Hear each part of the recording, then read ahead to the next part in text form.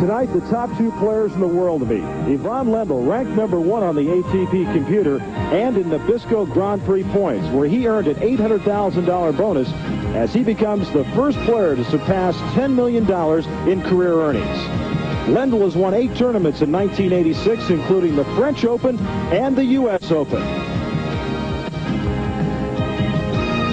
Meanwhile, he was runner-up at Wimbledon to Boris Becker, who's ranked #2 on the ATP computer and in Nabisco Grand Prix points. He successfully defended that Wimbledon title against Lendl with that hell-bent for leather style.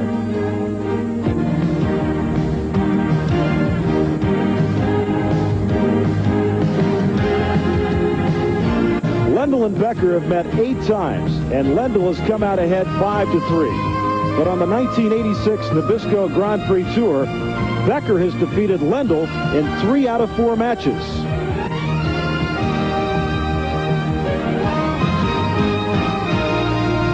Their last meeting was at the Sydney Indoor in October, where Becker won that one. Leading up to tonight's final of the Nabisco Masters, each player is undefeated in round-robin competition. Tonight's match could decide who's #1 in the world as Ivan Lendl meets Boris Becker in the finals of the Nabisco Masters.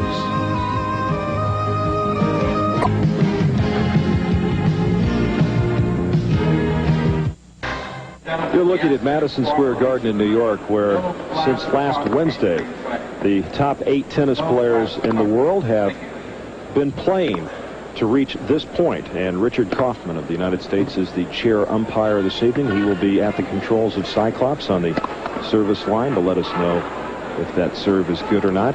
And you look at these two guys, 26 and 19 respectively, and earnings so far this week for both $110,000, and as we mentioned, the winner tonight to receive $100,000, and that means that one of these two guys will walk out of here with $210,000.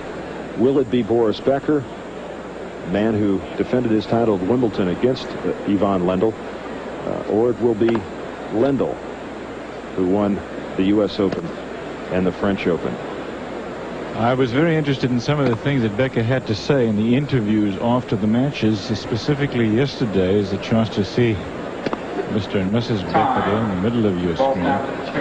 But he has a very clear understanding, a remarkably mature man for just 19 years of age, as to what it takes for him to beat Lendl. I'm talking about technique now. I don't suppose that should be a surprise to me. The guy has won Wimbledon, and he has done so many extraordinary things in his short career. But that sort of mental maturity, that understanding of what he needs, is a surprise to hear from a man so young. Günter Bosch may have something to do with that mental maturity. The guy has done an outstanding job. Found Becker and went to Ian Turiak, who is his manager, and said, "I think we've got a winner here, Ian.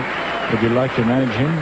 Turiak was suitably impressed, took him under his wing, and boy, they have done wonderful things together. Interesting note on Ivan Lendl. We've talked throughout the week about his preparation for the Australian Championship on grass. Tony Roach has a friend in Australia who is sending tennis balls up via Jeff Mason, who used to produce our tennis with us on ESPN. Official balls, the Schlesinger balls that are used in Australian, because he wants to practice with them before the Australian. On grass. On grass. In Florida. And that's just thinking ahead. That's smart. Try to duplicate the conditions if you can. Just wide. And those tennis balls will be arriving in the greater New York area sometime tomorrow. Okay.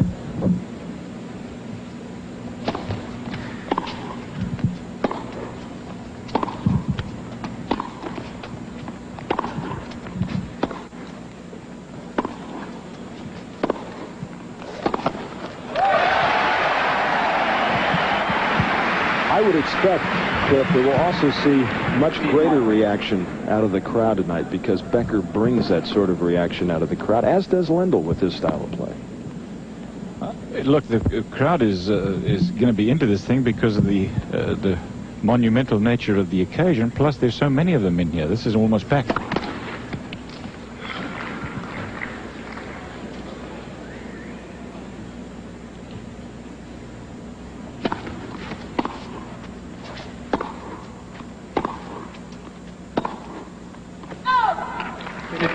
15 off.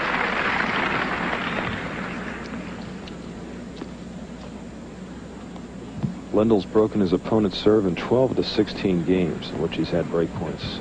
Outstanding percentage.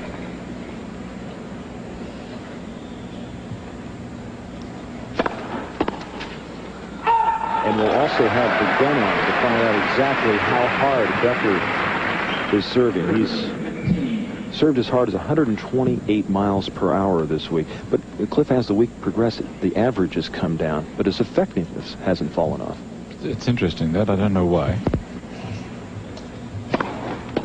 Tell you what, he's not sitting like a slouch right now. There's very little that he's taking off that serve, and it's amazing to me because this is the first game out there. Of course, normally the guys will take it just a little easier. Now, they were obviously warming up for this match, but that was a little while ago.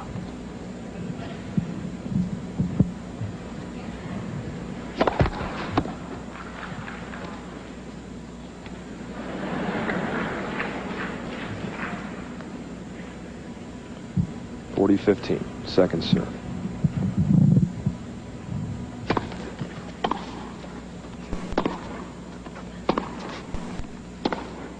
Oh! 40-30.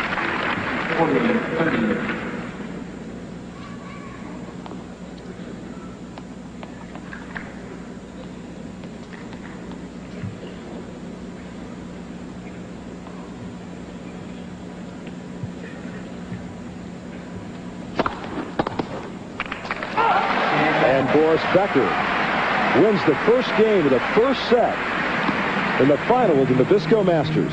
We'll return to New York in a moment.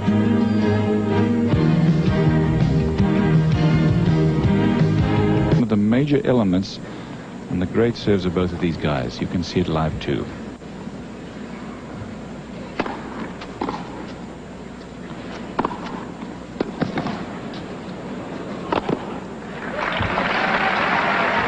You may want to watch for the fact, too, as we pointed out, how they point to the ball, that they keep the shoulder up until the forward motion into the ball and not before, because that's a major source of power in the serve. And if you take it out as one of the elements, then you lose a lot of power. Neither one of these players is susceptible to that.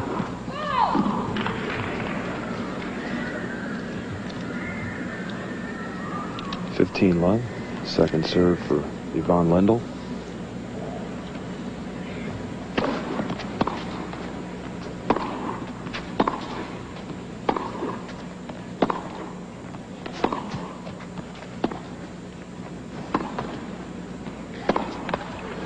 Rod Laver at courtside, your comments after the first three games. Any tendencies one way or the other? Well, Roger, I think just to answer Cliff's question for a moment, I think it was very important that Becker come through in that last game, because he's played a good first game, and then to come through this one now, and that second serve he had, it really it fends for him well. I think he's going to play a good match, but the ball is being struck well. They're playing good deep tennis here.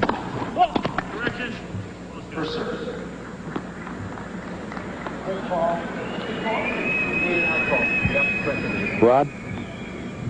Yeah, the ball's a little long. Okay, so Richard Kaufman says first serve. Yeah, I think actually it was overruled. The guy called it too soon. It was a good serve. Becker knew it. So did Lendl. He'll serve two. Just one. Really love. Seems like Boris is going for the lines this early in the match. He seems like he must be very confident.